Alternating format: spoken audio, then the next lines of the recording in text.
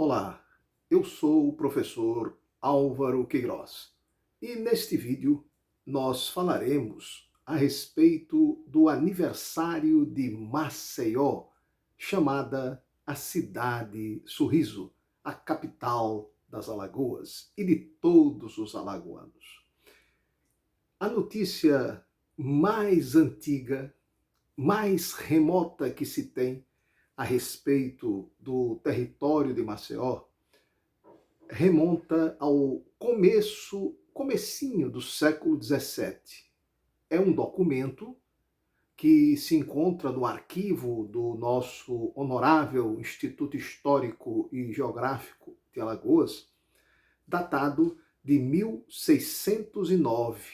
1609, portanto, no início do século XVII. E nesse documento há o registro de uma casa de alvenaria coberta de telhas, localizada nas margens do mar da Pajuçara. Isso mesmo, essa é a mais antiga referência a Maceió. E esta casa de alvenaria coberta de telhas pertencia ao proprietário, ao sesmeiro proprietário desta sesmaria, chamado Manuel Antônio Duro, que havia conseguido a doação desta sesmaria do proprietário da Sesmaria Grande de Alagoas do Sul, da velha vila de Santa Maria Madalena da Lagoa do Sul, depois Vila de Alagoas do Sul, que é hoje Marechal Deodoro, né? E se chamava Diogo Soares. Foi quem doou a este proprietário, a este sesmeiro, Manuel Antônio Duro, esta sesmaria às margens do Oceano Atlântico, no mar da Pajuçara. E ali ele construiu a sua residência, a sua casa de alvenaria coberta de telha. Esse registro é de 1609. Neste mesmo século, no século XVII, um pouco mais à frente, já na segunda metade do século XVII, precisamente no ano de 1679, o rei de Portugal, Dom Pedro, delega poderes ao governador-geral do Brasil, que era, na época, o capitão-general Afonso Furtado de Mendonça, com o título de Visconde de Barbacena, era o governador-geral do Brasil. Então o rei delega ao governador-geral do Brasil, o Visconde de Barbacena, o poder de edificar um forte, um arraial, uma fortaleza na enseada do Jaraguá, porque ali já existia um pequeno ancoradouro que aparece nos registros como o Porto do Jaraguá. Era um dos portos do litoral alagoano, né? Nós tínhamos o Porto do Francês, que atendia a vila de Alagoas do Sul, né? Marechal Deodoro, e o outro grande porto era o do Jaraguá. Não era um porto como a gente imagina quando a gente fala nessa época no Porto do Jaraguá, não era esse cais que existe hoje, né? Esse cais do porto. Não. Era um ancoradourozinho, uma pequena ponte de madeira, onde as embarcações, as caravelas, atracavam para embarque e desembarque de produtos, de mercadorias. Então, é isso que se chama, que se registra como Porto do Jaraguá. E, através desse porto, alguns navios franceses, considerados corsários, piratas, faziam contrabando através desse Porto do Jaraguá, ou desse ancoradouro na enseada do Jaraguá. Então, preocupado com essa presença francesa, o rei Dom Pedro de Portugal pediu ao governador-geral do Brasil, em 1679, que edificasse ali um forte, o Forte do Jaraguá, para guarnecer aquela área, aquela região, da presença dos franceses, que vinham em grande número àquele ancoradouro. Esse é o segundo registro documental sobre o território de Maceió. Já existia, portanto, a casa do Manuel Antônio Duro, no início do século XVII, lá na praia da Pajuçara.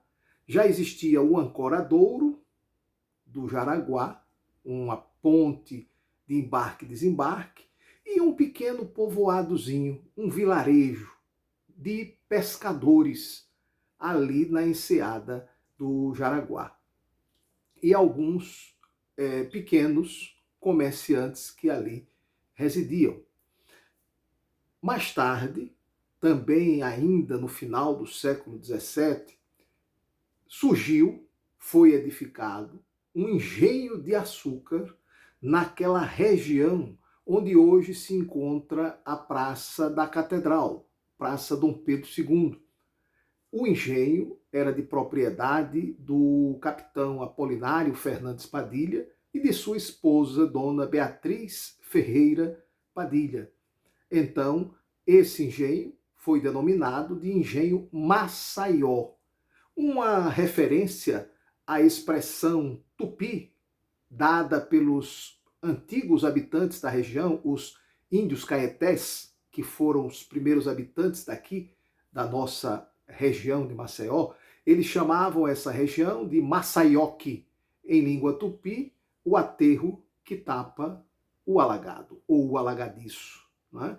Então, a referência do engenho Maceió é exatamente a esse aterro que tapa o alagadiço, que ficava logo ali embaixo, né, que era provocado pelo riacho que a gente chama hoje do Salgadinho, né, ou do Reginaldo, enfim. Então, aquele riacho passava por ali por trás do que hoje é o prédio da Assembleia Legislativa. Depois ele foi desviado para o local onde ele deságua hoje, na praia da Avenida da Paz. Mas o riacho passava por ali. Então, aquela parte alta era um aterro tapando o alagadiço, o alagado. Por isso, os indígenas caetés denominavam aquela região de Maçaioque, ou a região do aterro que tapa a região alagada, né? O alagadiço. Pois bem, em homenagem a Maçaioque, dos caetés, o capitão Apolinário Fernandes Padilha deu ao engenho o nome de Engenho Maceió. Então, Maceió surge destes dois núcleos de povoamento, núcleos originais de povoamento, núcleos históricos, né, de povoamento. Um na enseada do Jaraguá, ali no litoral, pegando um pedaço da Pajuçara, aquela parte inicial da Pajuçara, né, que liga a Pajuçara ao Jaraguá, ou Jaraguá a Pajuçara. Ali havia o pequeno ancoradouro, uma pequena pontezinha de embarque e desembarque, e um vilarejo de pescadores. Depois foi construído o forte lá do Jaraguá. E o segundo núcleo é exatamente o engenho Maceió, do capitão Apolinário Fernandes Padilha, que deu origem a um pequeno povoado, né? Ali na região mais central de Maceió. E foi povoando aquela área onde hoje está a Praça da Catedral, a Rua do Sol, a Rua do Comércio, a Rua Boa Vista, a Rua do Livramento. Aí foram surgindo casas de moradores ali. E o território foi sendo gradativamente povoado. Assim surgiu, assim nasceu o que é hoje a cidade de Maceió. Então, esse povoado, que nasceu dessa forma, chegou ao início do século XIX como um próspero povoado devido à intensificação do comércio no ancoradouro do Jaraguá, o porto do Jaraguá. né, por onde escoavam a produção de açúcar, de algodão, de tabaco e comércio de especiarias, de madeira, né, nobre, como o pau-brasil, entre outras. Né? Então, o porto de Jaraguá muito movimentado. E as importações, os produtos que vinham da Europa, né, entravam pelo porto do Jaraguá. Então, o povoado foi prosperando, e os seus moradores mais ilustres começaram a reivindicar a sua autonomia administrativa, política, a sua independência ou emancipação, porque o povoado politicamente pertencia à vila de Alagoas do Sul e eclesiasticamente pertencia à freguesia de Santa Luzia de Siracusa, da Lagoa do Norte, né? Santa Luzia do Norte. Então, Maceió não tinha nem independência política, nem independência religiosa, eclesiástica. E os moradores ansiavam, desejavam esta independência. De tal maneira que as reivindicações foram aceitas pelo então príncipe regente de Portugal, que residia nessa época no Rio de Janeiro. A corte estava no Rio, era Dom João, o príncipe regente. Então, Dom João, por um decreto assinado exatamente no dia 5 de dezembro de 1815, eleva Maceió à condição de vila politicamente autônoma, independente. É a emancipação política da vila de Maceió. Maceió se torna um município, uma vila com administração municipal, uma Câmara Municipal de Vereadores. Então, é a data do aniversário de Maceió. É exatamente isso que o povo de Alagoas e de Maceió festeja e celebra neste 5 de dezembro. 5 de dezembro é o aniversário da cidade de Maceió. É quando Maceió conquista a sua autonomia política e administrativa por esse decreto de Dom João. 5 de dezembro de 1815. Emancipação política de Maceió e elevação do povoado à condição de vila autônoma e independente. Mais tarde, nós conquistamos também a nossa autonomia eclesiástica com a fundação da freguesia, da paróquia de Nossa Senhora dos Prazeres, autônoma, independente da freguesia de Santa Luzia do Norte.